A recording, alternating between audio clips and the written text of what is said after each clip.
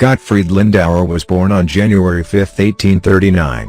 Died June 13, 1926. He was a Bohemian and New Zealand artist famous for his portraits, including many of Maori people. From 1855 Lindauer studied at the Academy of Fine Arts in Vienna, where he took classes of Leopold Kupelwieser, Josef Führich, and Professor Rohl. To increase his chances on the market, he decided to change his name from the Czech Bohumír to the German translation of his name, Gottfried. His paintings attracted people, particularly the prominent people who were often the subjects of his paintings, including Bishop Jieschek, of Budweis, in Bohemia.